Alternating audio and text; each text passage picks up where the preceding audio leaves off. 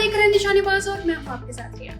छिंदवाड़ा जिले से बड़ी खबर आ रही है, जहां कफ सिरप से हुई बच्चों की मौत ने पूरे प्रदेश में स्वास्थ्य व्यवस्था की गंभीर खामियों को उजागर कर दिया। इस मामले को लेकर कांग्रेस ने सीहोर में सिविल हॉस्पिटल के सामने धरना प्रदर्शन किया और स्वास्थ्य मंत्री राजेंद्र शुक्ल के इस्तीफे की मांग उठाई।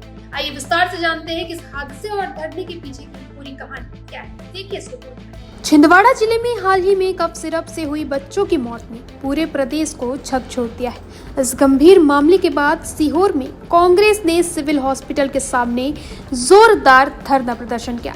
जिला कांग्रेस अध्यक्ष राजीव गुजराती के नेतृत्व में आयोजित इस धरने में कांग्रेस पदाधिकारियों ने स्वास्थ्य मंत्री राजेंद्र शुक्ल को घेरा और कहा कि इनकी बड़ी त्रासदी के बावजूद मंत्री पद पर बने रहना संवेदनहीनता की पराकाष्ठा है। राजीव गुजराती ने सीहोर सिविल हॉस्पिटल में लंबे समय से हो रही अव्यवस्थाओं का हवाला देते हुए कहा कि प्रदेश में स्वास्थ्य सेवाएं बदहाल हैं और इसका सबसे बड़ा खामियाजा बच्चों और आम जनता को भुगतना पड़ रहा है। प्रदेश में स्वास्थ्य व्यवस्थाएं बद से बदतर हो गई है।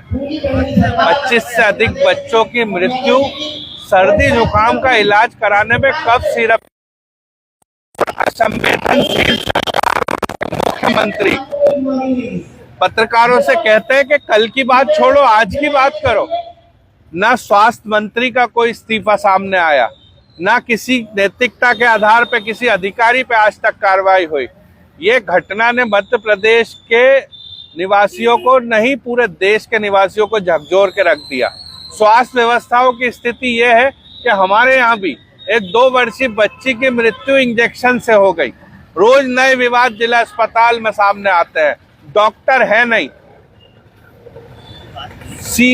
मतलब चतुर्थ श्रेणी का चपरासी नुमा कर्मचारी ब्लड टेस्ट कर रहा है। इन्होंने स्वास्थ्य व्यवस्थाओं की स्थिति को जमीन पर ला दिया है। इस जिले की हालत यह है कि गांव-गांव, गली-गली, मोहल्ले-मोहल्ले फर्जी अस्पताल खुल गए। कोई देखने वाला नहीं है। यदि किसी अस्पताल पे कार्रवाई होती है तो 15 दिन बाद उस अस्पताल को नए नाम से सीएमएचओ कार्यालय परमिशन दे देता है। आपने देखा होगा भेरुंदा के नर्मदा अस्पताल में एक मृत व्यक्ति का शरीर पड़ा रहा, लेकिन वे उसको देने चंद हजार रुपए के चक्कर में उसके परिवार को ना दे रहे थे।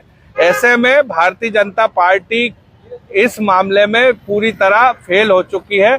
आज हम स्वास्थ्य व्यवस्थाएं सुधरे, उन मासूम बच्चों को न्याय मिले, इसलिए यहाँ धरने पे पूरे प्रदेश में एक साथ कांग्रेस पार्टी बैठी है। धरने में उन्होंने कहा कि अस्पतालों में जरूरी दवाओं और उपकरणों की कमी, कर्मचारियों की लापरवाही और प्रशासनिक अनदेखी जैसी समस्याएं रोजमर्रा का हिस्सा बन चुकी है। उन्होंने राज्य सरकार पर आरोप लगाया कि यह दुर्भाग्यपूर्ण घटना केवल दुर्भाग्य नहीं बल्कि स्वास्थ्य तंत्र की विफलता का परिणाम है। इसके अलावा उन्होंने भेरुंदा के निजी अस्पताल में एक बच्ची के शव को परिजनों को न देने के मामले को भी उठाया और राज्य सरकार तथा जिला प्रशासन पर सीधे सवाल खड़े किए।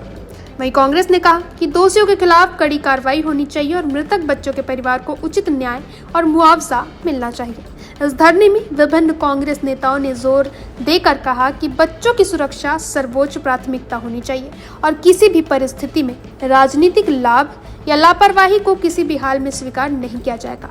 उन्होंने स्पष्ट किया कि प्रदेश में स्वास्थ्य व्यवस्था को मजबूत करना सरकार की जिम्मेदारी है और इस तरह की त्रासदी को दोबारा होने से रोकने के लिए तत्काल प्रभावी कदम उठाने होंगे। वहीं इस पूरे घटनाक्रम ने न केवल छिंदवाड़ा बल्कि पूरे प्रदेश में स्वास्थ्य सेवाओं की गुणवत्ता पर गहन बहस छेड़ दी है। वहीं प्रशासन और सरकार पर दबाव भी बढ़ता जा रहा है कि वे स्वास्थ्य मंत्री से लेकर अस्पतालों तक की जिम्मेदारियों का मूल्यांकन करें और दोषियों पर कार्रवाई करें। कांग्रेस का धरना यह संदेश देने के लिए है कि बच्चों की जान की कीमत पर किसी भी स्तर की उदासीनता बर्दाश्त नहीं की जाएगी। तो ये थी छिंदवाड़ा में हुई कफ सिरप से बच्चों की मौत और उसके बाद कांग्रेस द्वारा किए गए धरने की पूरी कहानी।